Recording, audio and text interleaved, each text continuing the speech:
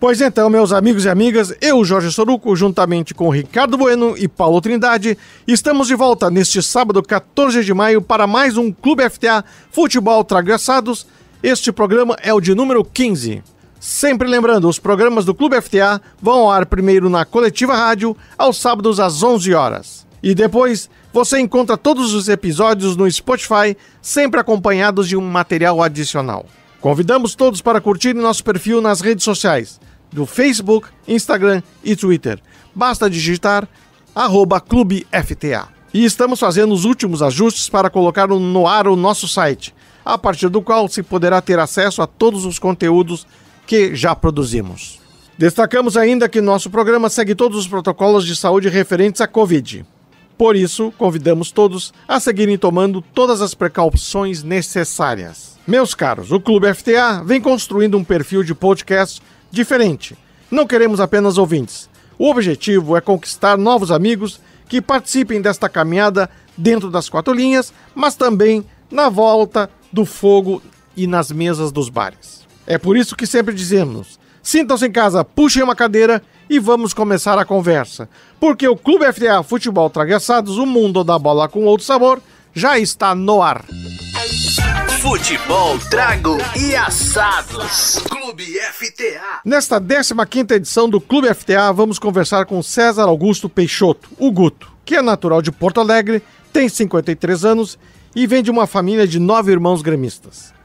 Incentivado pelo pai, que chegou a frequentar as arquibancadas da antiga Baixada, Guto passou a acompanhar o tricolor desde muito pequeno no Estádio Olímpico. Sócio desde os 5 anos, Peixoto assumiu em dezembro de 2020 sua principal missão até aqui: integrar o Conselho de Administração do Grêmio. A propósito, na política do tricolor, foi um dos principais articuladores e fundadores do movimento Grêmio Unido em 2006. Tivemos também a companhia de um dos nossos apoiadores na gravação do Clube FTA aqui no Estúdio Gaia, o Luiz Fernando Aloísio, sócio-diretor da Aloísio Martins Auditores Associados. Kiko, como é mais conhecido, foi conselheiro do Inter por 12 anos, tendo sido por 4 anos membro do Conselho Fiscal Colorado. Atualmente é coordenador do Comitê de Auditoria Independente do Conselho Regional de Contabilidade do Rio Grande do Sul. Ao final do programa, o Kiko irá brindar conosco degustando os excelentes espumantes Sopra Santé. Muito obrigado pela presença. E quem sabe em um próximo programa poderemos ter tua participação ajudando-nos a esclarecer o público ouvinte sobre o papel do Conselho Fiscal nos clubes de futebol. Aproveitando a deixa, mandamos um caloroso abraço ao Hermano Varasquim, que fornece os deliciosos espumantes Sopra Santé. Encomendas pelo WhatsApp 54 99 629 4712 ou pelo e-mail sopra@varasquinagro.com.br. Ricardo Rodolfo Bueno. No programa 15 vamos ter o que nos tragos e nos assados? Meu amigo Jorge Alberto Bianchessi Soruco. Pô, agora nomes completos, hein? Nomes completos. Nos assados, o nosso assunto vai ser sobre as diferenças e as vantagens ou desvantagens de nós usarmos carvão ou lenha no nosso churrasco. E nas bebidas, nós vamos receber aqui no Estúdio Gaia o Rodrigo Grupelli, que elaborou a receita de uma cerveja maravilhosa chamada Porto Helles Rauch, que homenageou os 250 anos de Porto Alegre. Opa, essa cerveja eu tenho muito interesse em conhecer, degustar. E depois que o Rodrigo explicar como e por que ela foi produzida, tu vai ficar mais interessado ainda. Vamos aguardar ansiosamente. Fica o convite desde já para ouvirem os programas anteriores, nos quais assuntos relevantes já foram abordados. Assim como hoje estamos recebendo um dirigente do Grêmio, no episódio #007, tivemos a presença de Diana Oliveira, que relembrou sua trajetória política no Internacional. A Diana, que é arquiteta e urbanista, também falou sobre sua importante participação na revitalização do Beira-Rio. O programa, exemplo de todos os demais, está disponível no Spotify. Basta procurar por Clube FTA, programa #007, Mulheres na Gestão dos Clubes. O mundo da bola, os tragos e os assados.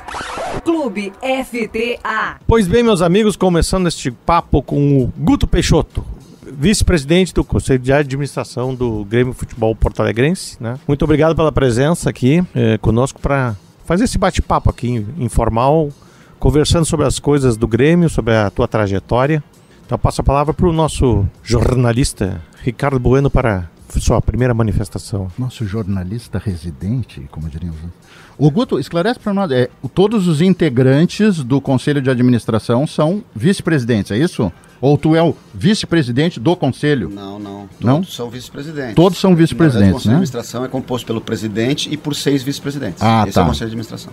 Guto, agradecendo a tua presença aqui, um prazer te ter nestas nossas 2 mesinhas aqui do Estúdio Gaia, no caso. Queria te fazer uma colocação. Nós ouvimos na semana passada o Luiz César Souto de Moura, que é um cara que já tem uma longa trajetória aí no Conselho do Internacional, 65 anos, acho que está no... 24 anos, né? Ele falou, 24 anos de conselho. O Luiz César tá meio cansado de guerra, meio exaurido da coisa da política partidária, dentro dos clubes, não a política partidária. Tu estás com 54. Como é que está sendo essa tua recente imersão no mundo da gestão e da política? Eu sei que na política do Tricolor tu já tem uma trajetória também, que vem lá de 2006 e tal, mas a tua participação mais efetiva, vem o quê? De uns 4 anos para cá? Tua presença mais... Na verdade... Ou tu entrou lá em 2006 também? Eu estou no meu segundo mandato do Conselho Deliberativo também, né? Ah, tá.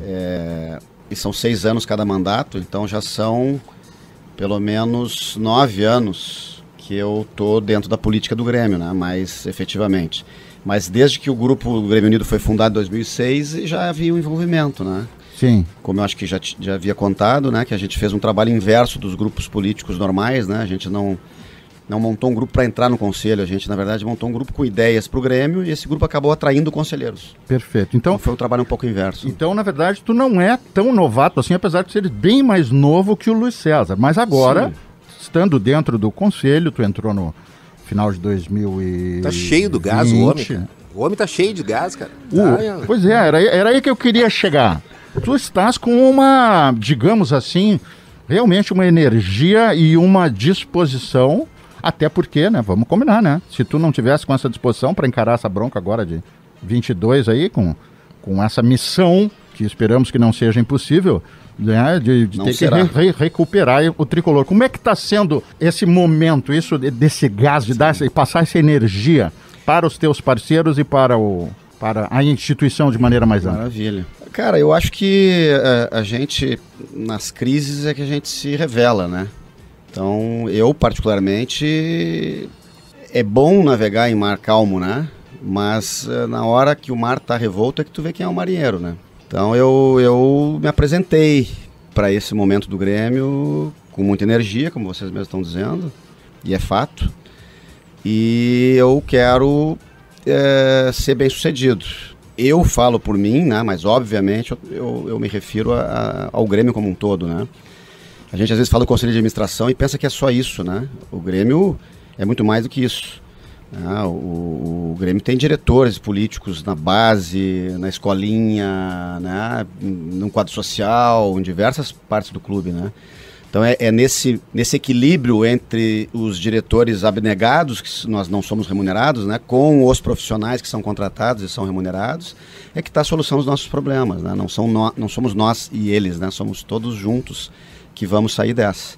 O que acontece, né, vamos dizer, nos postos mais altos, né, ou mais visíveis, é o que reflete no resto do clube. Até, inclusive, e principalmente no vestiário e dentro do campo de futebol. Né? Tem gente que acha que não, né, mas reflete, com certeza. Né? A pessoa tá com uma cara desanimada, né, uma voz baixa, uma falta de energia, não adianta, vai refletir nas 4 linhas. Então, a história é aquela que quando tem alguma crise no clube, o vestiário está fechado, os jogadores estão concentrados. Eu discordo. Há gente que concorde com essa tese. Eu discordo.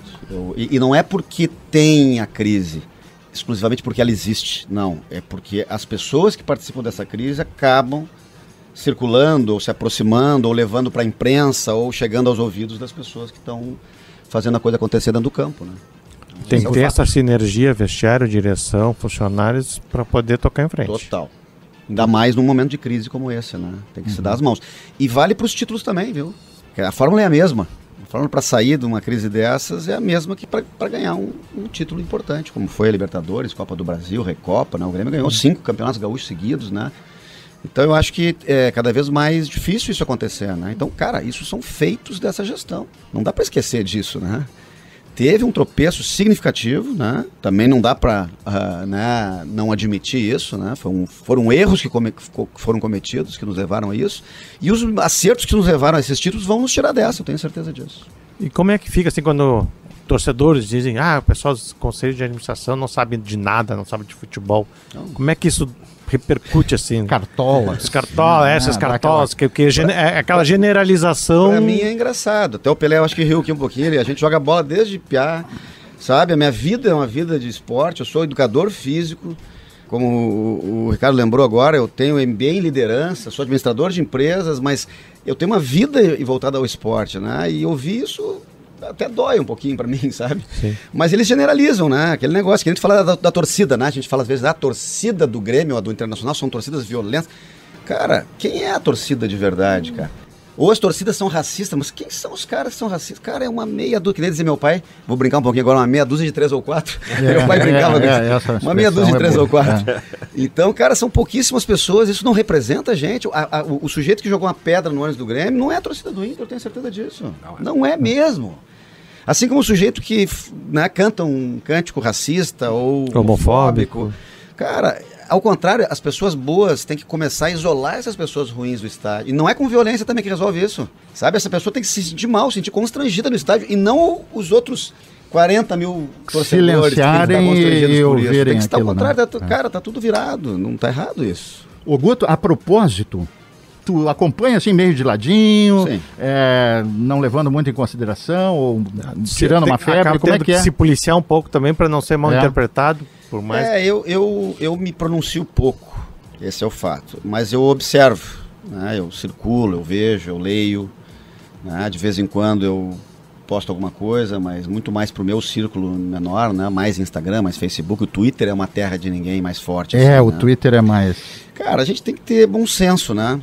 A maioria das pessoas que está ali no Twitter, e o ambiente acho que favorece, né? Elas estão atrás de um aparelho de celular, né? Normalmente, e não sabem o que está acontecendo de fato, né? Então elas estão dando opiniões. Para mim aquilo ali é um grande brainstorming, assim, sabe?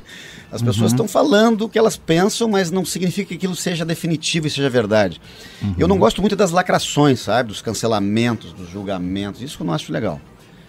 Mas, cara, críticas, quando elas não são pessoais, são opiniões, é que nem sobre futebol. Nós vamos conversar aqui, nós 4 aqui na mesa, sobre um jogador, cada um vai ter uma opinião. Olha aqui, ó. Tá entendendo? É difícil. Agora tenta imaginar uma rede aberta dessas, cada um vai ter uma opinião sobre um diretor, um dirigente, um árbitro, uma pessoa qualquer, um político, né? Então, cara, eu acho que não tem que ter censura nesse sentido. De novo, eu só acho que tem o limite da violência quando ameaçam, quando, né, aconteceu até, eu acho que foi com o Edenilson agora recentemente, sim, né? Cara, isso eu acho um absurdo. Eu acho um absurdo. Um sujeito desse tem que ser preso, porque isso incita a violência depois dentro do próprio estádio, né? Vai além, né? Sai da rede social e vai pro estádio, né? Meu caro Bueno, meu caro Guto, vamos ter que fazer aquela paradinha estratégica. E na volta vamos conhecer um pouco o passado do Guto, como é que ele virou gremista, como é... Meu Deus. Tá certo? Já voltamos. Agora é hora da dica pro seu assado no Clube FTA.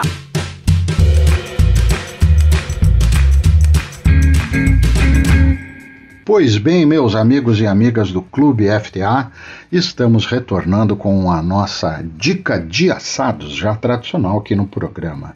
E hoje é de fato uma dica, porque conforme a gente anunciou lá na abertura do programa, nós vamos falar sobre as diferenças e as vantagens e desvantagens do uso do carvão ou da lenha. Pois bem, eu vou na verdade falar um pouco mais sobre a lenha, como é que a gente usa a lenha e quais são as suas vantagens ou desvantagens. Eu diria que uma coisa é uma coisa, outra coisa é outra coisa. O carvão, como todos nós sabemos, é mais fácil, mais simples, estamos acostumados.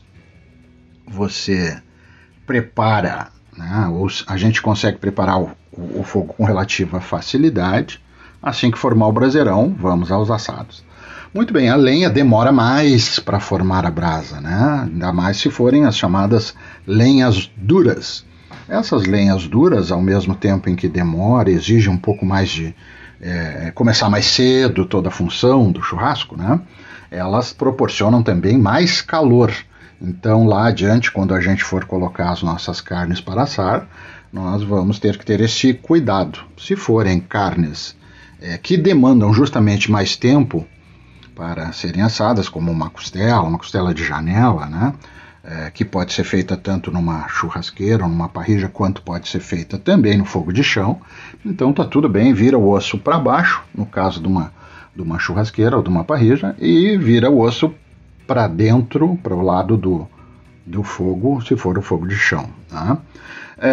Na verdade, o uso da lenha, ele exige do assador um pouco mais de experiência e um pouco mais de dedicação.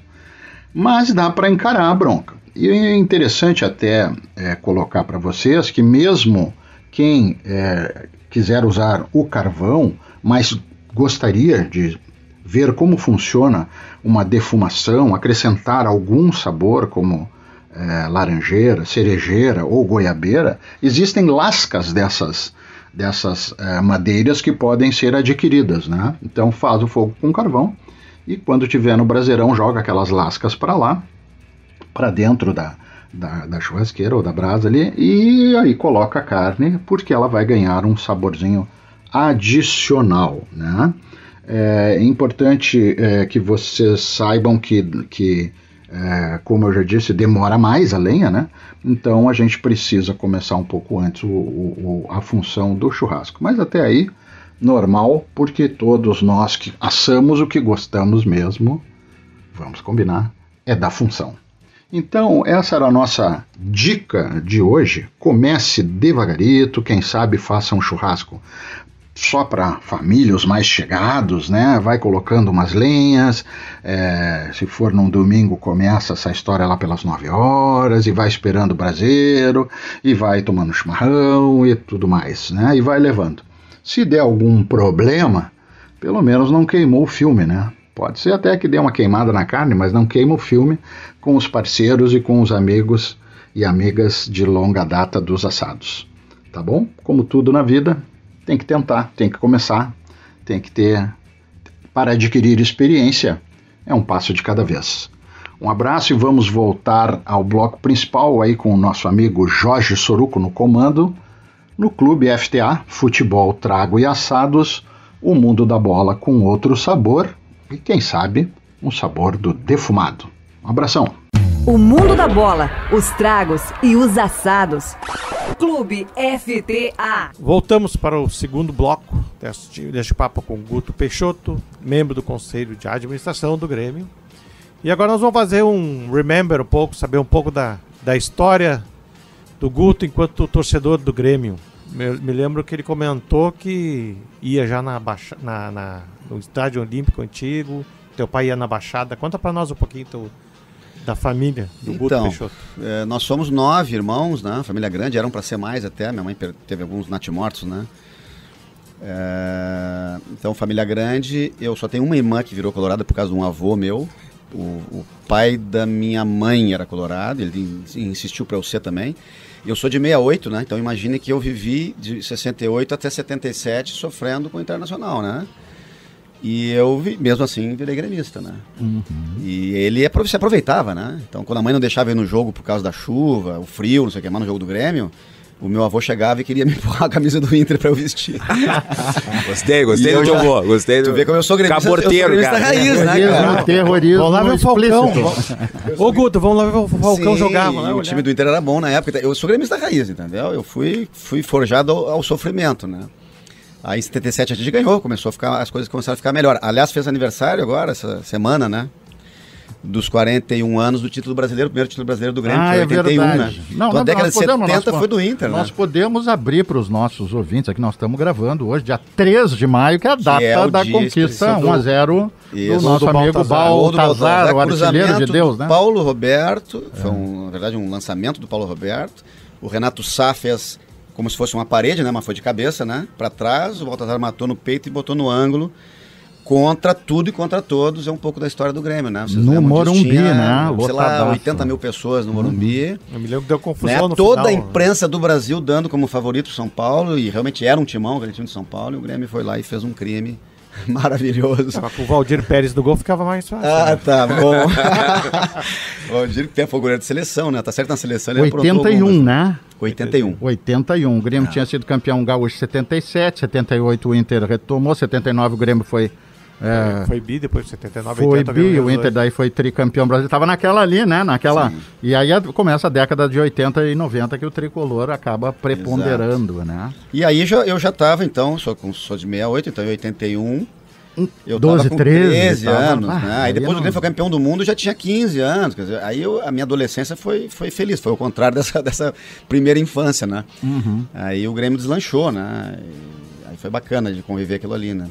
E eu trago isso para os meus filhos, né? Meus filhos são gremistas também em função disso, né? A minha filha, então, meu filho está morando nos Estados Unidos agora, mas a minha filha é completamente doente. Até não me lembro se eu contei para vocês, mas esses dias ela tava vendo... Giovana. Isso, a Giovana Peixoto. Peixoto. Uhum. Eu tava trabalhando, sei lá onde é que eu tava, e ela mandou uma mensagem: pai, tu tem que olhar o Popó, eu acho que era o nome do cara, um centroavante do Oeste, de Bauru.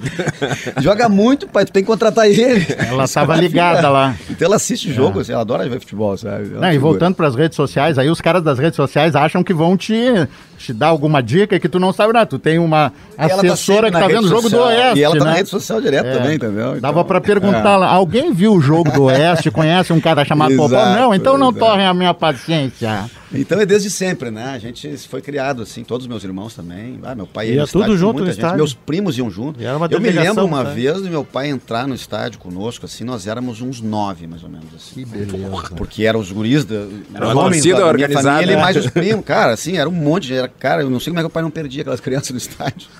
Torcida Não, organizada era- dos Peixoto, né? Só E os primos eram, botavam um ônibus. eram outros tempos até nisso, era mais tranquilo tu ir pro estádio, Sim, com assim, crianças, né? né? Mesmo que fosse um jogo com adversário e tudo mais. Mas, Guto, tem uma história envolvendo a tua esposa, né? Agora mais recente, Tem. com a tua Sim, chegada sim, sim. aí aos quadros mais elevados diretivos. Como é que é esse negócio? É que, na verdade, Guto? ela era, né, colorada, né, por influência do pai dela, meu sogro, falecido meu sogro, uma figura, gente finíssima. Eu me lembro que na final do segundo Mundial que o Grêmio jogou, que foi contra o Ajax, tem uma foto nossa na frente assim, e ele com um Ajax, o purificante, lá que ele era, ele atrás de nós com o aquele. Ajax, assim, segurando, sabe, de secador que ele era. Então ela foi por influência dele, mas ela não era assim uma torcedora do Internacional, né, saber a escalação nem nada e tal. E agora que o meu envolvimento ficou maior, ela né, sofreu um pouquinho junto agora, nos últimos tempos, e ela foi vista pela minha filha e foi fotografada pela minha filha num dos nossos jogos, que eu até tinha viajado com a delegação, então não estava em casa, né? E ela, fardadinha de Grêmio, torcendo como nunca pro Grêmio fazer O amor, o amor E faz o coisas. amor faz coisas espetaculares, né? Mas sabe que isso Manter não- a família, né? Não, isso é uma coisa assim que eu acho muito importante que a gente fale aqui. Nós temos feito algumas entrevistas muito interessantes nesse sentido, e falávamos no primeiro bloco dessa coisa da agressividade, da violência. As pessoas têm que se dar conta, né, que tem pessoas ali. Nós somos muito viscerais no esporte, né? Nós somos grande parte dos torcedores meio que nubla, né? A gente às vezes, por vezes ou muitas vezes é muito agressivo e esquece que tem pessoas ali, né? Mas de outra parte, né, Guto, quem tá nessa chuva aí é para se molhar, né? A exposição é grande, né? Eu queria falar um pouquinho até o nome da Thalita, que está aqui, a nossa, que é uma Gestora de torcedora redes entusiasta sociais. do Tricolor e é uma forte crítica do teu grande amigo Denis Abraão. Né? E como é que é isso, Guto? Claro, para ti fica difícil falar, tu gosta muito dele, tu sabe o quanto ele é gremista, mas será que o Denis não tem se atrapalhado um pouco nesse jeitão dele, mais descontraído, mais informal?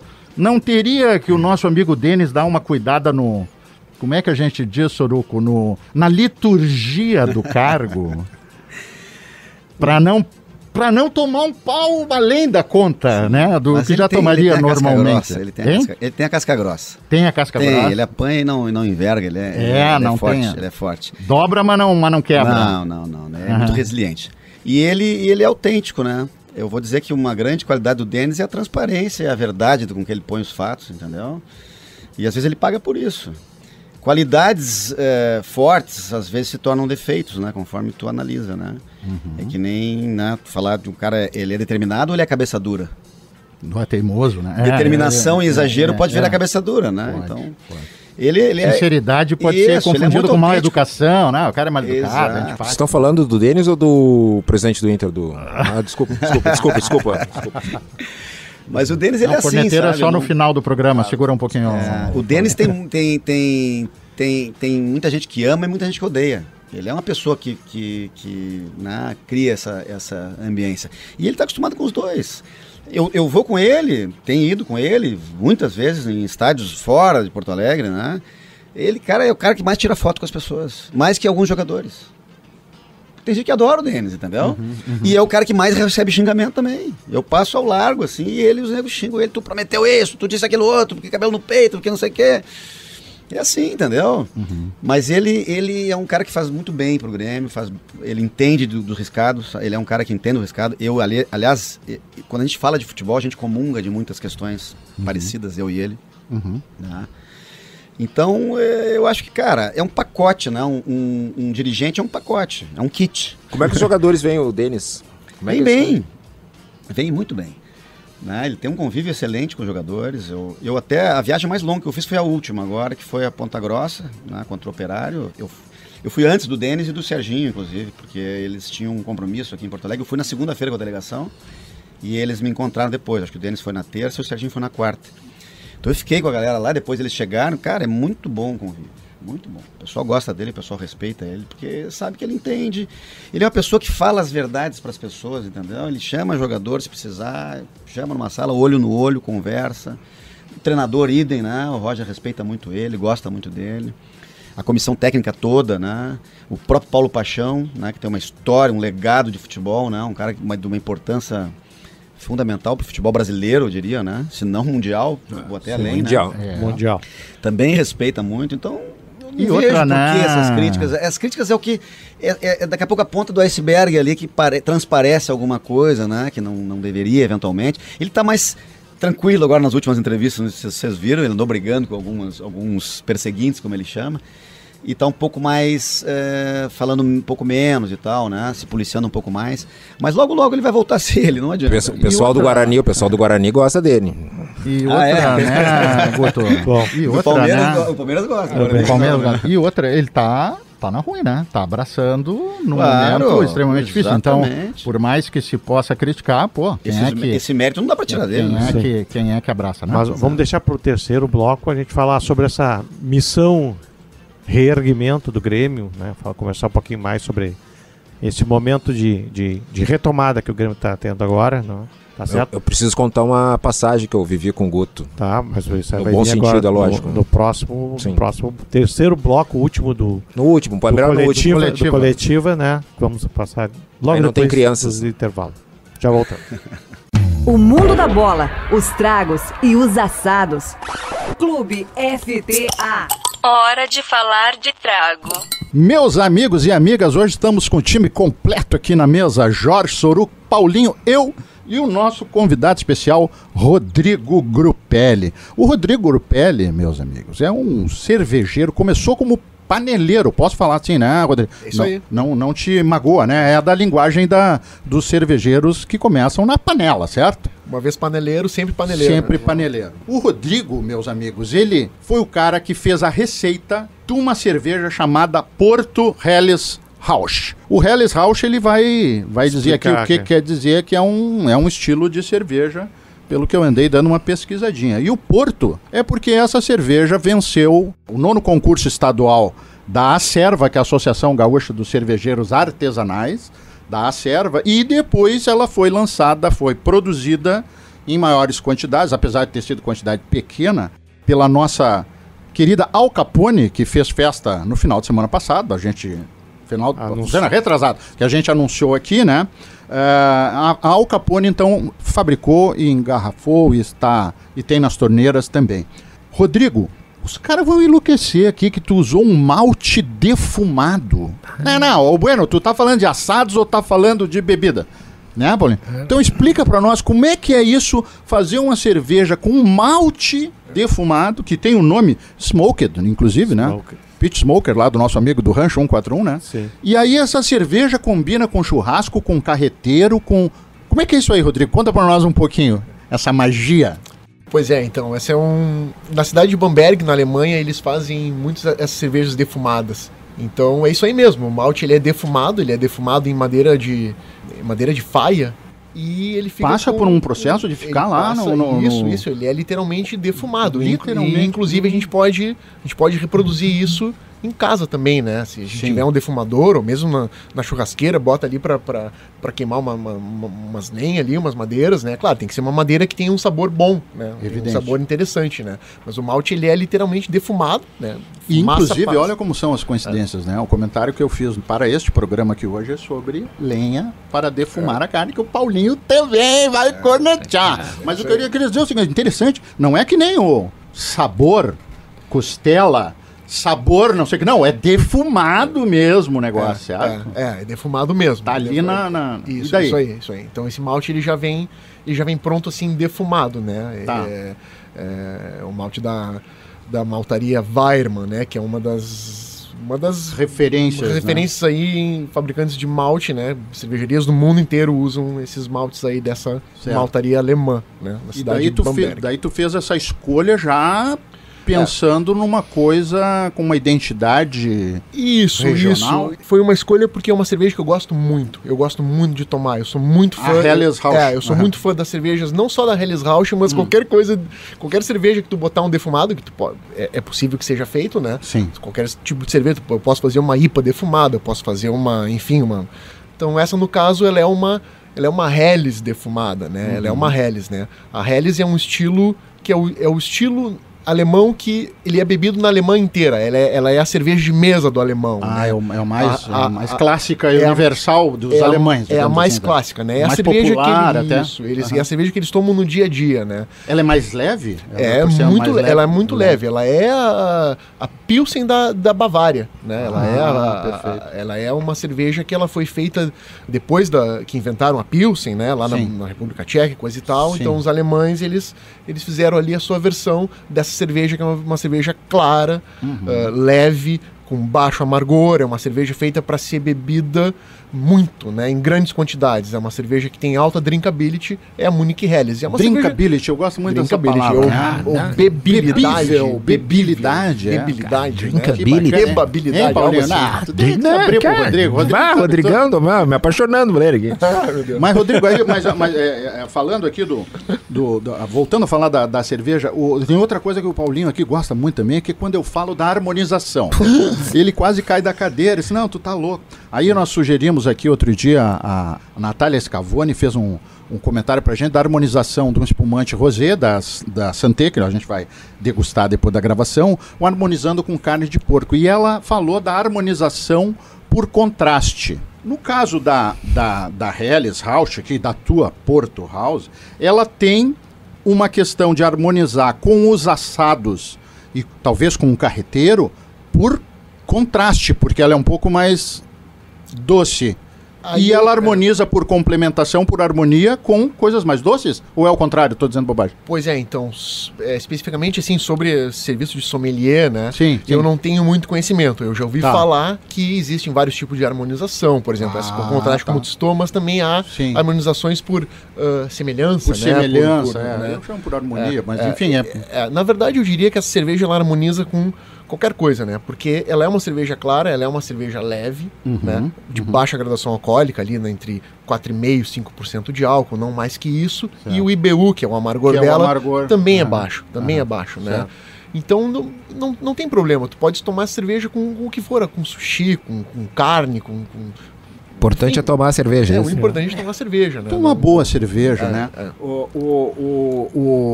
Rodrigo, tu estás desde 2011 nesse mundo?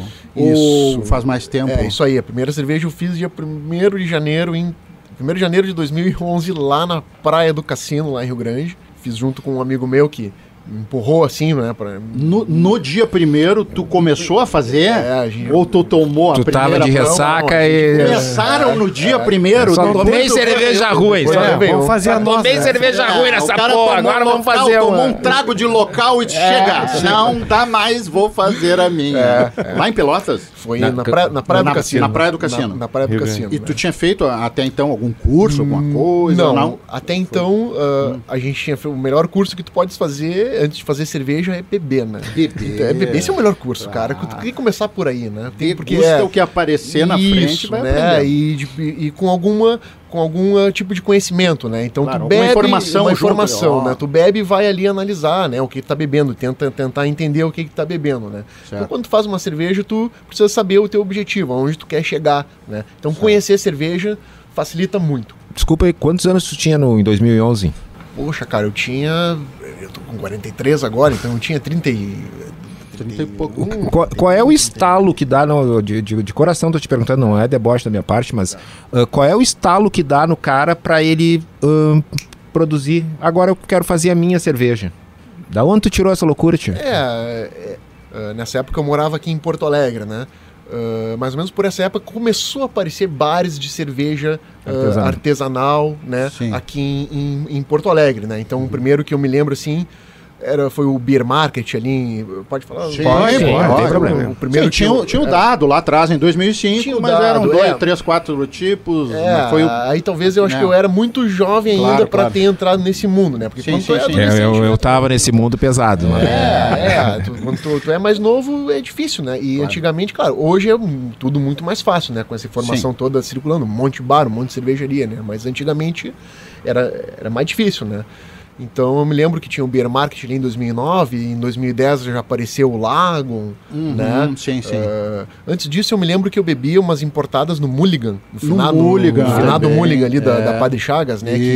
Tu bebia Guinness, tu bebia umas Eisenbahn antes de ser comprada pela Skin, né? Algo assim, né? Skin, então, né, tinha ali 4 tipos de Eisenbahn, tinha a Guinness, tinha umas cervejas ali, não era muito cerveja artesanal, mas eram cervejas importadas. Eram cervejas importadas, mas de boa qualidade. Eram especiais, não eram artesanais, mas eram especiais, né? Isso. E aqui a cena cervejeira estava chegando estava começando a dar uma decolada. Estava recém começando, né? E antes disso, o contato que eu tive foi em 2007, eu fiz ali um mochilão ali pela Europa, né? Sim. E aí que eu tomei contato com esse tipo de cerveja, né? Que a gente chegava, cara, tinha vários bares, cada bar, né, cada pub, né, tinha, sei lá, 10 torneiras, 15 torneiras, né? Então era uma coisa que, cada torneira daquela sai uma cerveja diferente, uma cerveja que...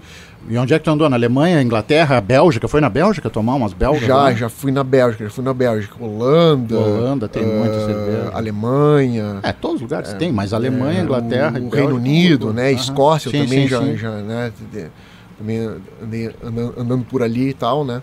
Mas claro, a gente não tinha muito conhecimento, né? Sim. Era até alguma cerveja a gente dizia, mas isso aqui tem as IPAs, né? Isso aqui tem amarga, é floral. Me dá uma Pilsen, cara, não quero mais isso aqui, me dá uma Pilsen, sabe? Tipo, né? Que era aquela coisa que a gente estava acostumado aqui, né? Mas foi isso aí que deu esse despertar, né?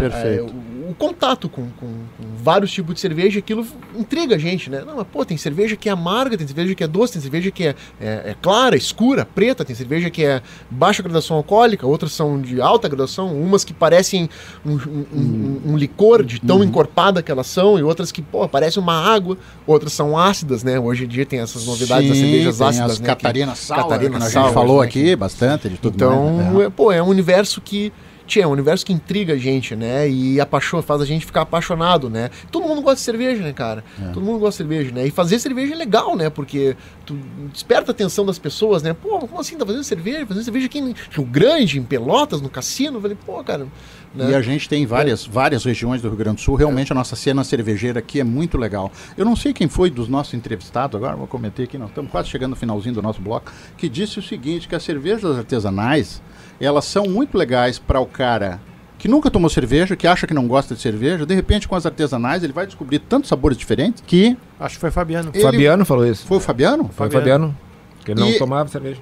E por outro lado, quem gosta de cerveja, né? É bebedor de cerveja, vai descobrir também no mundo das artesanais um universo fantástico que o cara não sabia que existia dentro dessa categoria, né? E aí tu começa a virar cheirador de copo, né? Tu começa né? Cada copo que tu bota, tu tem que dar uma fungada ali pra sentir aqueles aromas. Aí gira o copo, faz toda aquela firula toda, não sei o que. Toma. Tá vendo, Isabela? Mas, cara, recadinho aí... pra minha filha Isabela aqui, que eu fico lá cheirando os copos e ela, pai, para com essa balaca. Não, Rodrigo Grupelli, nosso amigo da Porto Helles Rausch. Nós vamos atrás, a gente não conseguiu ir, eu pelo menos não consegui ir na festa da Al Capone. Parece que nas torneiras deles ainda tem lá alguma coisinha pra gente degustar, né? Então vamos tratar de degustar. Oportunamente vamos voltar a falar contigo. Tu pretendes, tu tá numa outra vibe agora, tu continua participando de concursos, de cerveja artesanais, ou tu tá mais voltado pros teus... negócio tá noutra... Tu tá na serva ainda, envolvido mais lá, ou agora tá num outro momento? Eu gosto muito da serva, né? A serva gaúcha aqui foi um dos lugares que ajuda bastante a gente a começar, né? A gente faz encontros regulares, e aí então cada um leva a sua cerveja, cada um discute sua cerveja, então vai gerando um conhecimento muito bom, né? E eu tenho um carinho muito grande pela serva, né? Tenho excelentes amigos lá, né? Seguido eu tô participando aí também dos eventos e coisa e tal, né? Perfeito. Agora, sábado que vem, eu vou ministrar lá uma abraçagem. Eu vou servir de guia para uma abraçagem coletiva lá, né? A gente vai fazer um estilo que é a California Common, né? É um estilo bem interessante de cerveja, né? E aí eu vou estar lá fazendo essa função aí com o pessoal. Então eu gosto bastante, né? Eu gosto de participar de concursos, né? Tanto profissionalmente como também como paneleiro caseiro. Rodrigo, olha só. Vamos deixar combinado aqui. No segundo semestre, vamos marcar um papo contigo. Eu queria que tu preparasse assim um roteiro bem básico para explicar para o pessoal que quer começar. Olha, tem que ter um kitzinho que é assim, que é assado, leva mais ou menos tanto tempo para fazer. O que é braçagem? Explicar um pouquinho o linguajar, né? Leva tanto tempo, é melhor começar fazendo tal quantidade, 500 litros, vai demorar 30 dias, aí depende do estilo da cerveja, vai a tampinha, como ar-condicionar, como engarrafar. Pode ser? Vamos combinar? Claro, pode sim. Então tá. Sorucão, era isso o nosso bloco aqui, quando o entrevistado está aqui conosco, é outra coisa, né? É verdade. Outro sabor, como diz no nosso estilo. Certo. Abração, Rodrigo, até mais. Então valeu, até mais. O mundo da bola, os tragos e os assados. Clube FTA. Estamos de volta para o terceiro, último bloco do Coletiva. Depois vamos ter um quarto bloco, que aí vai só lá no Spotify. E vamos saber dessa questão do Grêmio retomando seu caminho, né, rumo à Série A, acredito eu, né, pelo desenho que tem no momento. Como é que está sendo toda essa vivência aí? E depois o Paulo nos conta uma história aí que ele tem contigo aí. Maravilha. Então, cara, tá sendo jogo a jogo, né? Eu acho que eu já tinha comentado isso com vocês. A gente constrói o caminho, né? Não adianta achar que porque tem uma camisa vitoriosa, uma camisa de Série A, né? Que o Grêmio é um time de Série A, isso eu sempre deixo claro. O Grêmio está circunstancialmente na Série B, né? Mas é um time de Série A. Acho que todos reconhecem isso. Só que isso não basta, né? Tem que jogar. Né? No campo são 11 contra 11, tem a torcida do adversário, tu vai lá e ouve xingamento, o campo às vezes é ruim, a iluminação não é tão boa. Tem que ir lá e mostrar e ganhar. E isso só se constrói jogo a jogo, não adianta a gente fazer projeções também, né? O nosso objetivo é subir para a Série A, esse é o nosso objetivo que a gente não pode abrir mão, né? E o Grêmio agora tem 2 jogos fora seguidos, né, por exemplo. É o Cruzeiro fora e depois o Ituano. Se não me engano é o Ituano, na sequência. Então são 2 jogos fora. O Grêmio pode perder a posição circunstancialmente, né? Agora, são 2 jogos fora. Daqui a pouco no campeonato o Grêmio vai ter 2 jogos em casa também, né? E também isso não quer dizer nada, porque na verdade um jogo fora pode ser um jogo a ser ganhado. Assim como um jogo em casa eventualmente pode ter uma derrota. Então na verdade tem que encarar jogo a jogo mesmo, cada jogo é 3 pontos, né? Então quando a gente voltou agora de Ponta Grossa, né? O Grêmio fez 3 pontos, o Grêmio agora vai jogar com o CRB, vai ser líder e tal, cara, pé no chão. Né? Tem outra guerra agora, cada jogo é uma guerra. Até porque, né, todos os adversários sabem da força do Grêmio, né? Sabem do peso da camisa, por mais que eventualmente o Grêmio esteja na B, como tu disseste, é um time da A. Então, cada jogo é uma guerra dos adversários e vamos combinar, né, que para a maioria dos times da Série B colocar no currículo uma vitória em cima de times grandes, né? Tu vê o glorioso Globo, que, né, ganhou do Internacional lá 2-0, pelo amor de Deus, virou um evento na cidade, dá 2 semanas de férias pros caras. Então tem isso também, Tem né? visibilidade, né? Acho que essa palavra e correta, né? aí é outra... O 11 contra 11 fica num peso diferente, o estádio né? enche, né? Eles criam obstáculos, né? Como, né, o futebol permite essas coisas, varziano, né? O futebol futebol às vezes varziano, o né? campo tá mais molhado do que deveria, né? Às vezes Mas o aí, vestiário Guto, tem... a chave do vestiário não chega. Acontece. Mas, Guto, aí tem um aspecto que eu queria te ouvir. A sensação que a gente tem é que o Tricolor, na virada do ano, quando saiu o Mancini, deu uma adaptada no plantel até para esse tipo de competição, né? Coisa que me parece não foi exatamente o raciocínio que o Inter fez lá em 17, né? O Inter gastou os tubos para fazer um time de Série A para jogar B, né? Teve um desempenho razoável, saiu, voltou, não foi campeão. Muita gente hoje questiona, vocês não conseguiram ser campeões da B, né? Eu sou da opinião de que tem que sair de lá, não dá pra ficar. Se for campeão, tá tudo bem. Não, mas o Inter não quis ganhar, desculpa. Corneteiro. O Aí, Inter não quis abrir mão, desculpa. Olha, eu tenho não queria, os arrogantes não queriam ter o título da Série B. Eu queria ter o Série B. Eu queria até porque o campeão pula várias etapas na Copa do Brasil. Exatamente. É um retorno financeiro na questão. Não sei, pode ser. Mas o que eu queria dizer é isso. Eu acho que o Tricolor foi inteligente porque o grupo foi reformulado e me parece que está com um perfil de encarar o osso. É um misto, né? Tem os caras mais... Se for analisar, né? Ele tem características... Na Série B a gente entende que o jogador precisa ser mais forte, porque tem muito combate. Né? Especialmente quando tu joga fora, né? Em campos às vezes menores, o gramado não tão bom, tu não tem muito espaço, né? Para jogar. Então, é choque, muito choque, né? E o jogador que tem muita tendência para lesão ou que é muito levezinho, ele acaba sofrendo, né? Então, se ele é muito leve, ele tem que ser muito rápido para compensar, para o adversário não encontrar ele no choque, né? Agora, se é um cara que não é muito forte e também não tem muita velocidade, não funciona ali, entendeu? Não consegue. Então, tu pode ver que o nosso lateral direito, né, que estreou agora, o Rodrigo... Dá para perceber, né? É um sujeito forte, né? É um biotipo, né? Adequado. A gente tem trabalhado essa questão de achar um ponto de equilíbrio, né? Não adianta também só botar gente de força e não ter, né, o Benítez qualidade. Da vida. É o Benítez da vida, que em tese é um jogador mais cadência de jogo, mais mas o Benítez, conforme o jogo, ele vai dar a sua contribuição, entendeu? Porque, de novo, se tu tiver só esse plano, jogador combativo, jogador forte, cara, conforme o jogo, tu tem que propor o jogo, tu tá jogando em casa, cara, metade dos jogos é num gramado maravilhoso, né, com condições do estádio perfeitas, com vestiário bom, com tudo bom. Torcida pressionando. Então, aí eu vou pensar só num jogo fora, não. Aliás, o time que ganhar todas as partidas em casa, né, e pontear alguma coisa fora, ele tá fadado a subir pra Série A. Tá resolvido. Só somar os pontos. Então é relativo isso, né? A gente tem que achar o equilíbrio. Mas sim, tem também na pauta de contratações, tem essa questão, foi levada em conta também. Perfeito. Paulinho, tu querias buscar lá na gaveta de memórias um episódio...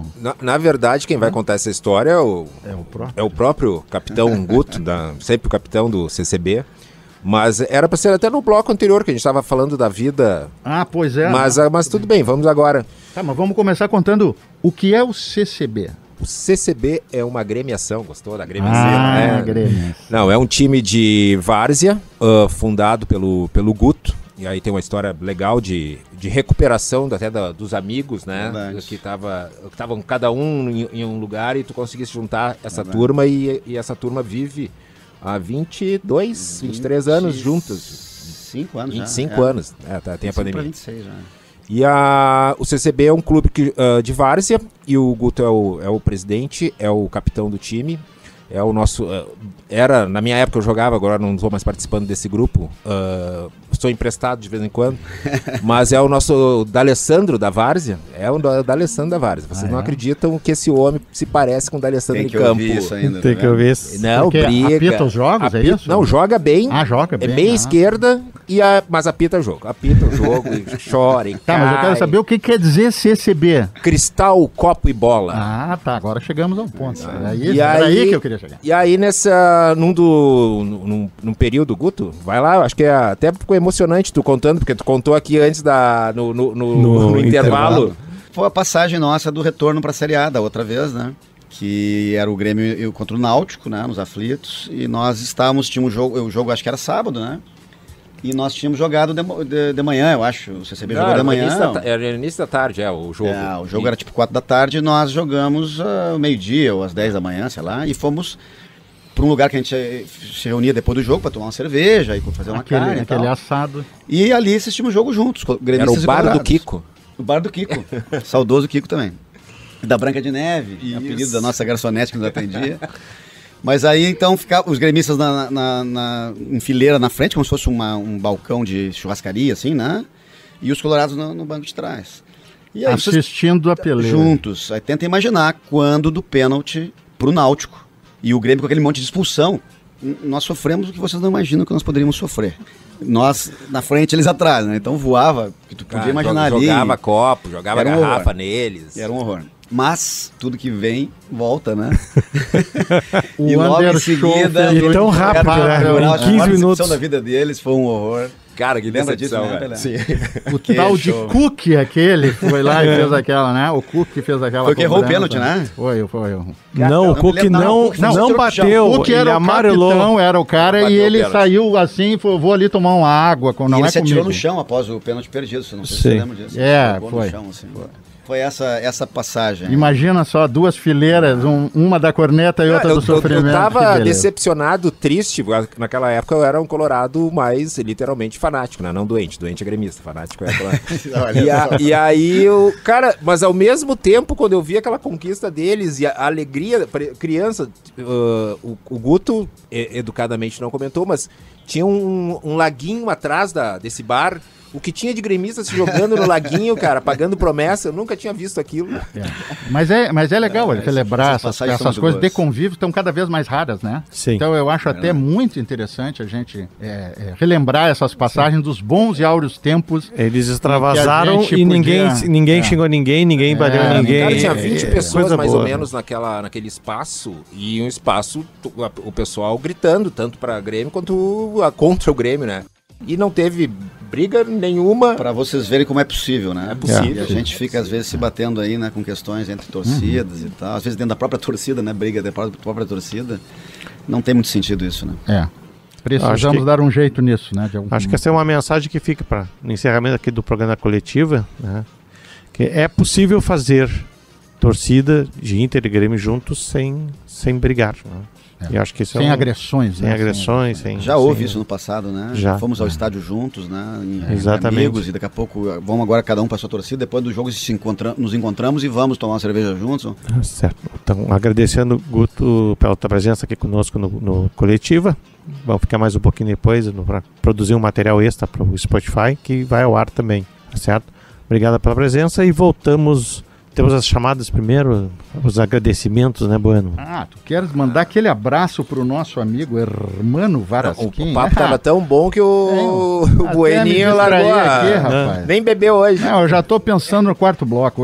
Vamos, olha aqui, encomendas os nossos maravilhosos espumantes Sopra Santé pelo WhatsApp 5499-629-4712 ou pelo e-mail sopra@varasquinagro.com.br. Abraço para o Hermano Varasquim. Então encerramos o Clube FTA Futebol, Trago e Assados. O mundo da bola com outro sabor. Voltamos para a semana que vem no programa 16. Tchau! Você está ouvindo Clube FTA. Pois bem, amigos, estamos de volta para o bloco extra, aquele bloco Spotify, onde a gente conversa mais um pouquinho com os nossos convidados, pegando mais algumas historietas aí para, né? Isso aí. Manda a palavra aí. O Grêmio Unido é de 2006. Eu dei uma pesquisada aqui na web. Tu tivestes, ou o teu movimento, mas eu acho que tu tivesse um um trabalho junto aos consulados femininos do Grêmio? Tu tiveste uma... Na verdade...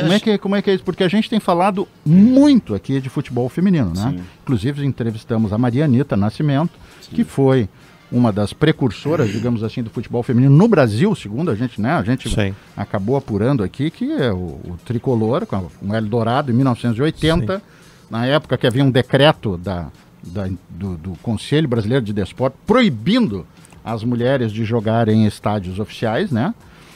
Não era adequado, né? Não era considerado um esporte adequado. Então a gente tem falado bastante de futebol feminino aqui, não por qualquer favor, é porque o futebol feminino realmente está vivendo um momento espetacular. E aí teve esse envolvimento teu com os consulados femininos? Na verdade, o envolvimento é do Grêmio, né? Do Grêmio. O Grêmio Unido sempre teve nos seus quadros, né, de associativo e tal, mulheres, né? Nós chegamos até um núcleo feminino, uma época, que eram as meninas mais jovens e tal, e a gente sempre apoiou isso, né? A gente entende que isso também ajuda na questão da violência e em outras questões, né? Vamos pensar também por esse lado, né? A mulher sempre dá um equilíbrio, né, no jogo, né, dentro do campo, dentro do estádio, né? E agora também na política dos clubes, né? Com a sensibilidade feminina mais aguçada, né? E esse equilíbrio que a gente vê nelas, elas têm ajudado muito. E então a gente apoia, na verdade, né, qualquer tipo de grupo nesse sentido, né? Então os consulados femininos estão se criando agora, né, pelo interior afora.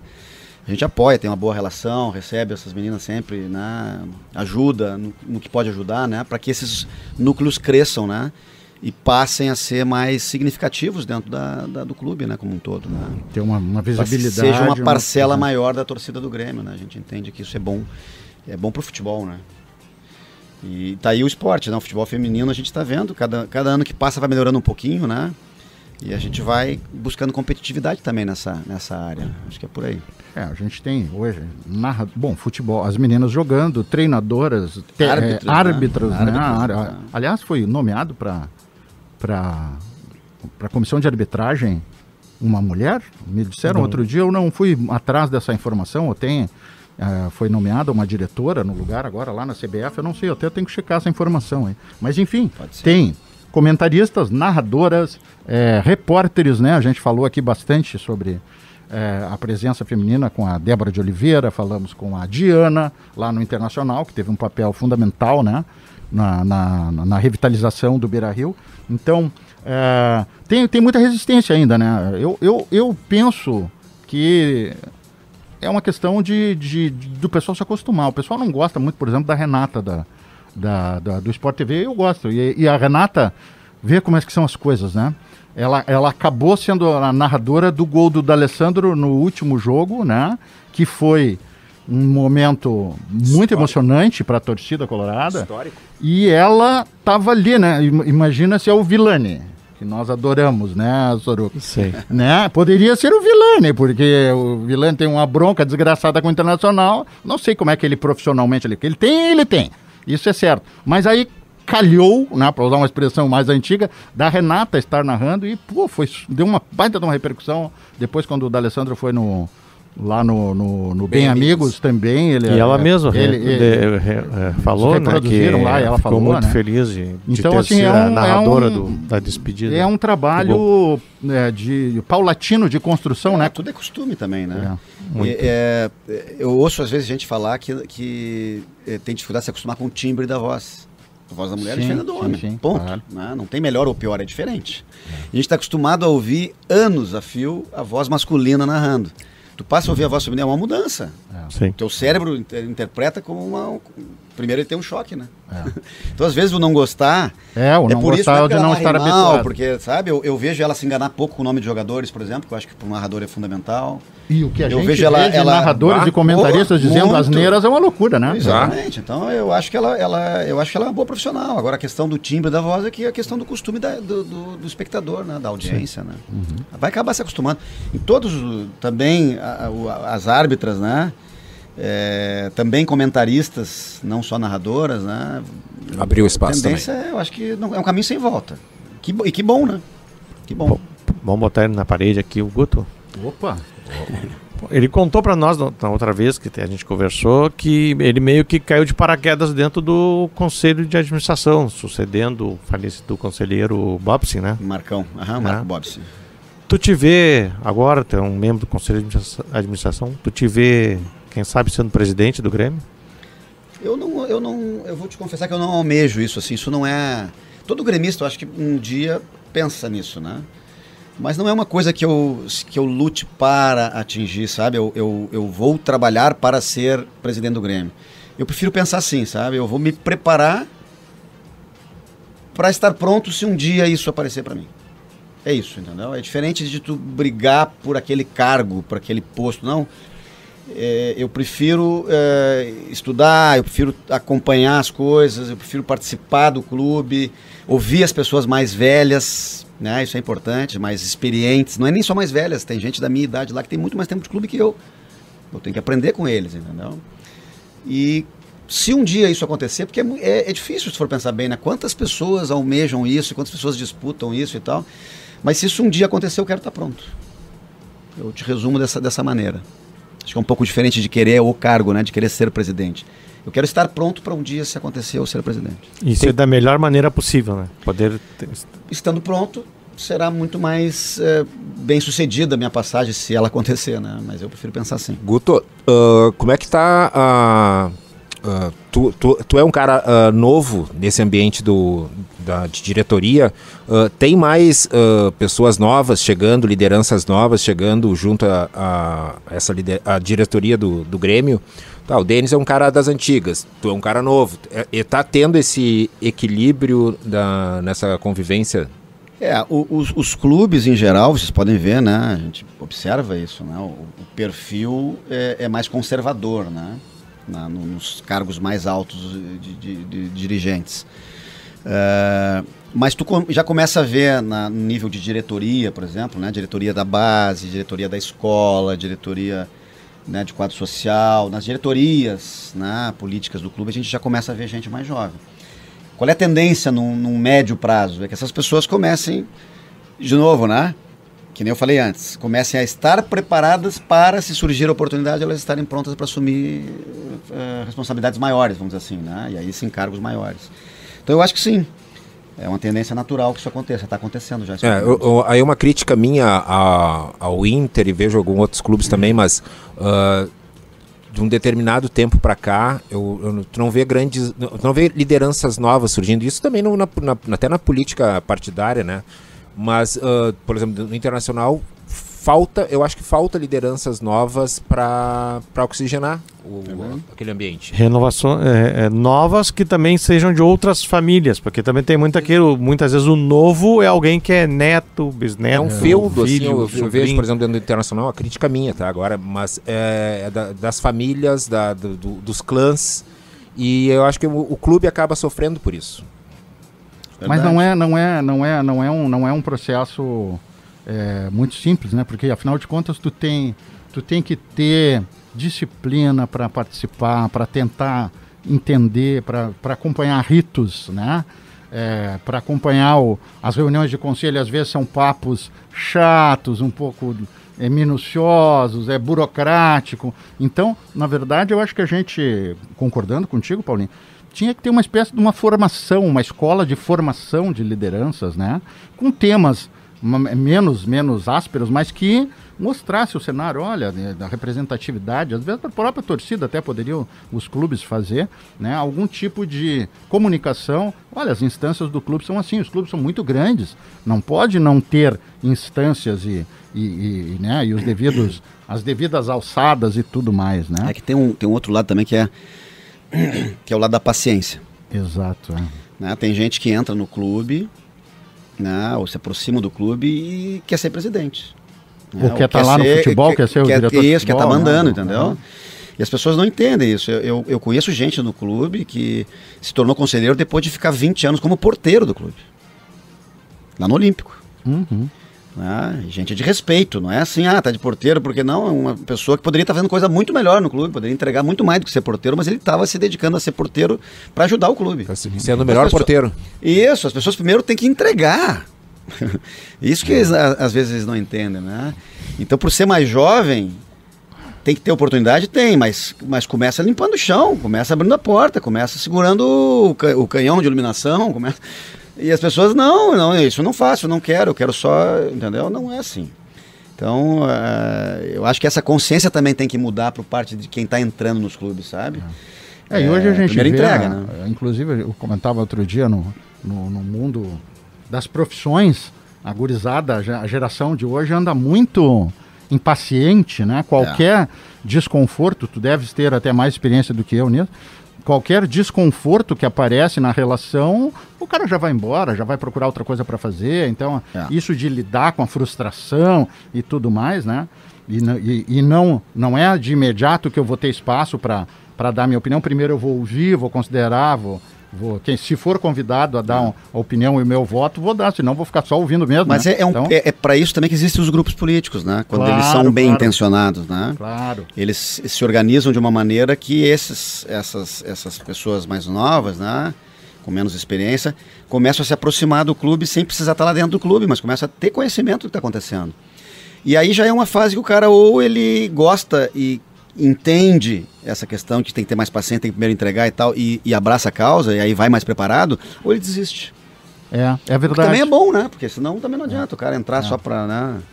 Acaba atrapalhando mais do que ajudando, né? Com essa ansiedade de crescer, de ser protagonista, né? As pessoas criticam muito os grupos políticos, mas eu acho que quando organizados, e alguns são, eles podem contribuir sim, porque faz uma massa crítica pré-reunião de conselho, pré-reunião de conselho de administração também, né? Ajuda. Uma avaliação preliminar para depois saber o que vai dizer lá. Mas também. Como em tudo, né? Tem pessoas boas, pessoas ruins, tem grupos bons, tem grupos ruins, tem de tudo. Então não dá para também generalizar.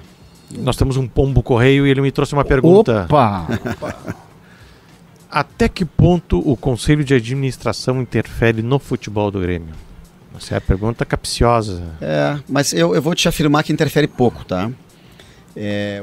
Pelo menos no Grêmio, né? O Grêmio tem um regime presidencialista. É assim, sempre foi. Então, na verdade, os assuntos do futebol, eles ficam diretamente ligados ao presidente e ao vice-presidente de futebol. Tá? Até pelo fato de que os assuntos são, em muitos deles, confidenciais, né? São delicados, e qualquer trâmite dessa informação, né, qualquer circulação dessa informação pode vazar, pode daqui a pouco derrubar um negócio, pode encarecer outro, né? Então realmente é complicado.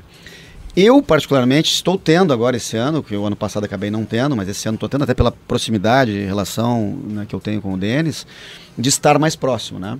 E também tirei o ano para ajudar o presidente no sentido que eu percebi que o presidente estava sobrecarregado e também, né, tá com o fardo, né, desse tombo do ano passado muito nas costas dele, né? Eu me ofereci para estar mais próximo do futebol, para ajudá-lo no futebol, para acompanhar a delegação sempre que necessário, que ele não possa estar presente, né?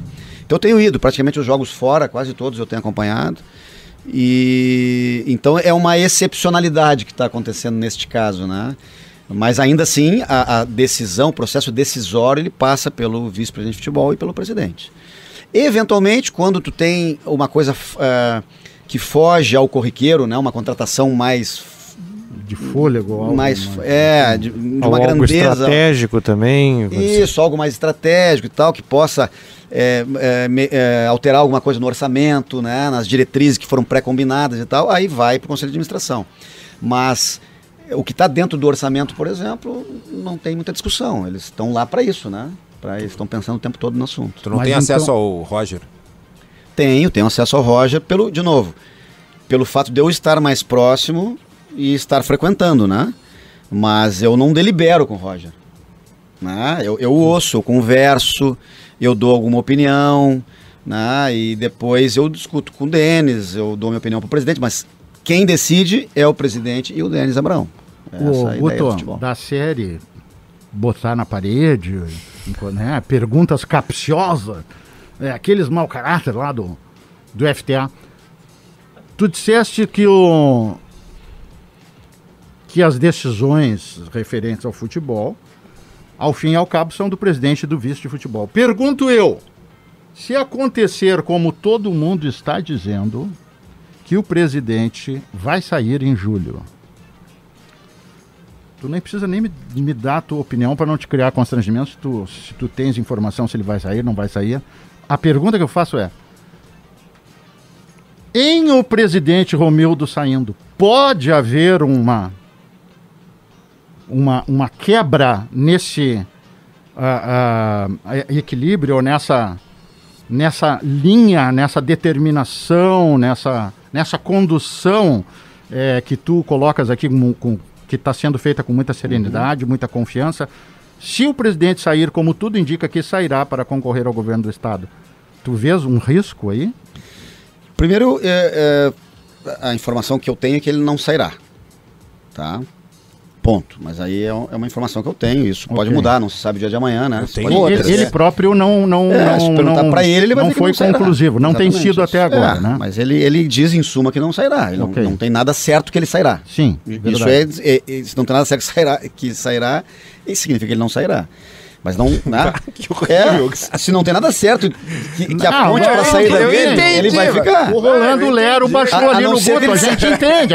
Não, a não ser que ele dissesse assim, eu vou sair. Ele disse isso? Não, ele não disse. Então ele não vai sair. Mas também não disse eu vou ficar. Tá, mas... Tá, ele fica, então.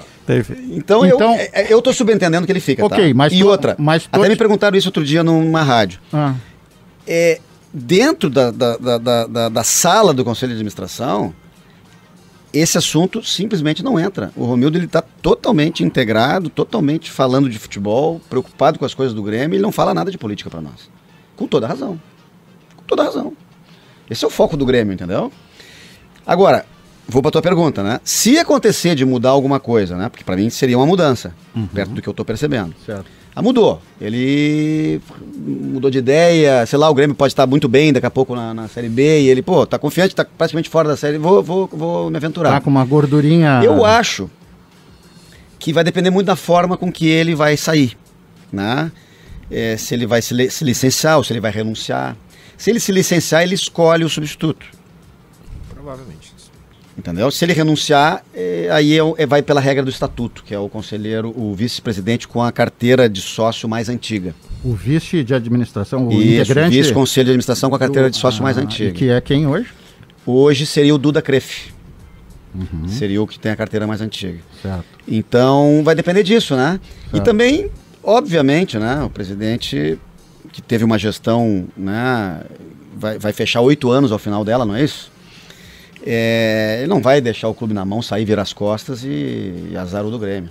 Não, ele vai fazer isso com responsabilidade. É uma construção. Então vai ser uma construção, provavelmente ele vai, inclusive, envolver a turma do futebol com isso, né? Esperamos que seja o nosso vice-presidente, continue até lá sendo o Denis Abraão. Ele vai estar envolvido nesse processo, provavelmente. Então a pessoa que vai assumir, se acontecer isso, né? Que vai assumir o Conselho de Administração vai estar alinhada com esse processo. Então eu acho que não haverá, até porque nós vamos estar falando aí de alguns meses, né? Alguns poucos meses, né? O tempo voa. Exatamente. Imagina Denis, presidente do Grêmio, Thalita se muda do... Não, nesta gestão ele não pode ser, né? O Denis? O Denis não, porque ele é vice-presidente de futebol. Teria que ser um dos vice-presidentes do Conselho de Administração. Para vocês entenderem, no Grêmio... Nós temos um aqui. Tá, mas entendam que no Grêmio, não sei como é que é no Inter, tá? Mas no Grêmio, o Conselho de Administração são 6 vice-presidentes e o presidente, tá? Além disso, existe a figura do vice-presidente de futebol. Sim. Que ele não necessariamente é um vice-presidente do Conselho de Administração. Foram vários que eram, mas os outros eram, mas o Denis não é. Entendeu? Então, só para não confundir, né? Daqui a pouco quem está ouvindo, né? Pensa, não, então o Denis também é vice-presidente do Conselho de Administração. Não, ele é vice-presidente de futebol. Ele não foi eleito. Ele foi nomeado pelo presidente, né? Por que o Grêmio fez isso? Para vocês entenderem na época. Porque o Grêmio entendeu na época, o Conselho Deliberativo entendeu, que o vice-presidente de futebol precisa muitas vezes ser demitido. Sim. E um eleito não pode ser demitido. Tu não pode ficar refém dele. Exatamente. Como é que vai demitir um, por isso que um vice-presidente se deslocou essa peça para uma peça externa, né? Presta estatuto para colocar lá no Beira-Rio isso. Eu não sei se não é igual, viu, Paulinho? Eu não sei se não é igual. Mas eu não sei. Então, eu só reforço aí, o Guto. Reforço aquilo que eu comentei lá nos blocos anteriores e tu mesmo. Esse processo, se acontecer, vai ter que ser muito bem construído, porque conforme nós mesmos falamos, e tu também concordasses, a questão da liderança, a questão do ambiente que vem de cima para baixo, não de uma forma totalitária, mas como cultura de empresa, né? Então, se houver essa situação aí, ela realmente vai demandar uma construção muito bem arquitetada para não haver um break aí, né? Vale uma pergunta canalha. Opa, mais uma! Cara, eu adoro, Não, mano, vamos ter que consultar só um pouquinho, deixa eu olhar aqui. Só para tu entender, para corroborar com a minha resposta, como não houve nenhum planejamento ainda sobre essa sucessão, Sim. é mais uma razão para eu entender que o presidente fica. É um indício, porque ela é tão complexa que se já estaria em curso. Em algum momento ele teria que estar tratando disso. Porque falta pouco, né, para ele tomar. E o futebol decidiria isso, né? Os resultados de campo decidiriam se... A pergunta canalha seria... Não, a pergunta é canalha. A pergunta canalha. Em outubro tu vai votar no Romildo para governador? Muito bom. Votaria nele? Eu vou te falar uma coisa que eu trago comigo desde sempre, cara. Eu não trato de política publicamente. Porque isso só arruma inimigo falando disso, sabe? Então a política de Grêmio eu trato, mas a política partidária eu não trato. Eu acho que aliás, nós estamos também numa fase, a gente falou de briga de torcida, né? A política também está numa fase que... A sociedade nojo, tá toda... cara. Sabe, cara, tu tem que ser contra alguém, tu tem que ser a favor de alguém, tu tem que ter um político preferido. Tu tem que torcer para um político, mas o que é isso? Ou torcer contra um político? Eu não acho equilibrado isso. Então... Ele seria um bom governador? Tá? Eu acho que sim. Isso eu posso dizer. Eu acho que o Romildo é um bom gestor. Né? Então... Mas eu em quem votar, em quem não votar, eu não abro meu voto. O voto é secreto. Até porque o Guto não é do PDT. Certo. Não, nós estamos realmente, Sim. a sociedade, né, brasileira está passando por um momento bem desafiador. Então a gente tem que ir com calma e serenidade, não quer dizer não se posicionar, não dar a sua opinião, mas olha, tá faltando serenidade, está faltando civilidade, está faltando... É verdade. Eu acho que aquele senso, aquela velha palavra, né, que é a da cidadania, que nada mais é do que uma outra versão da empatia, se colocar no lugar do outro. Mas, enfim, quem sabe a gente não vai fazer um programa especial de final de ano do FTA, em que nós vamos discutir coisas... Eu achei que a né? palavra que tu estaria se referindo seria um foda-se. Mas eu tomei o Will Smith, cara. Que o foda-se tomou conta, né? Tinha até a nossa querida Natália Scavone aqui, quando ela falou da harmonização dos vinhos rosé, do espumante rosé com a carne de suíno. Ela era uma harmonização por contraste, que era uma harmonização foda. Então o foda-se já tá por aí. O foda-se Paulinho tá liberado. Eu acho que nós temos que dar uma recuada. Qual episódio foi esse? Natália Scavone, quando falou do... Eu acho que foi no episódio 5. Eu prometo pra ti que vou buscar. Não, eu quero ver essa harmonização aí. Nós vamos dar dica, porque olha... Confia exatamente, olha aqui, ó. A Thalita deu uma dica. Entra lá no Linktree, né? linktr.ee/clubefta ou no @clubefta e busca lá Natália Scavone. Essa mulher sabe muito. E foi um programa especial em que as dicas de bebidas e assados estiveram juntas num bloco só, porque a Natália matou as duas numa só. Joga muita bola, Natália. Tá certo. Tá bom. Meus queridos, vamos encerrando então o Clube FTA no seu bloco Spotify. Agradecendo mais uma vez, Guto, a tua presença aqui conosco, a tua paciência conosco também, né? E voltaremos na próxima semana. Mas antes, mais uma vez... Eu só queria dizer que eu não vou votar no Guto para presidente do Grêmio, se houver uma eleição, porque eu não sou do Grêmio, mas se eu fosse do Grêmio, eu votaria. Cara, vocês estão tudo... Depois que eu fiquei sabendo que o CEO fez ginástica olímpica no Grêmio, cara, olha, eu larguei de mão isso. Ó, essa risadinha do senhor vai dar meme, hein, Cleber? Vamos lá. O senhor entregou.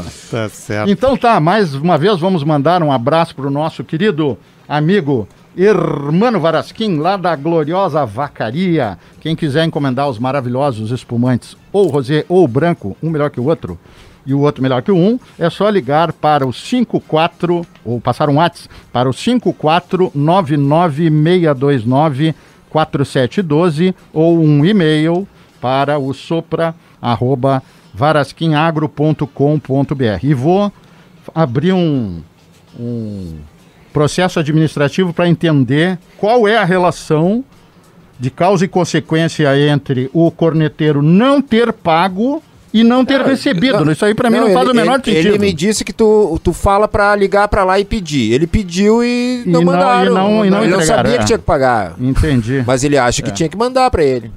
Acho que sim. Ele não é muito chegado nessas coisas, assim, mas ele gosta. Vamos para as barras dos tribunais discutir esse tema aí. Pode ser que tenha aqui um... Não, o senhor é advogado. Por isso encerramos, então, o nosso programa hoje. Clube FTA, Futebol Tragueçados, o mundo da bola... com outro sabor. Volta semana que vem com o seu programa número 16. Obrigado, tchau. Guto. Tchau, tchau. Tchau, tchau. Você ouviu? Transmissão não autorizada. Ah, meu! Cara, me atrasei, cara! Já começou o Clube FTA lá na Coletiva Rádio. Bom, eu escuto aqui, agora em diante aqui, e depois vou lá para o Spotify. Com certeza, eu vou no Spotify, me disseram até que tem uma partezinha a mais lá. Rola umas bagaceirices, uns papos diferentes. Será que é? Cara, Guto Peixoto, vice do conselho, mas esse cara aí, cara, o Gutão, meu, cara, ele joga futebol de várzea também, ele é vice lá do conselho do Grêmio lá, cara, legal, esse cara é muito gente boa, ele é meio escantado no futebol, a gente chama ele de D'Alessandro lá, porque ele tá sempre reclamando do juiz, cai, coisa, meu, o cara joga bem, meia esquerda, ô, Suruco,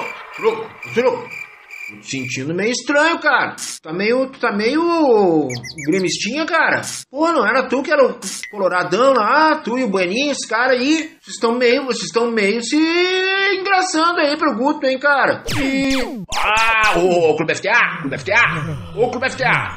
Ó, esse Guto Peixoto aí, o Peixoto fala bem, hein, cara. Rolando Léo, esse cara é bom, meu.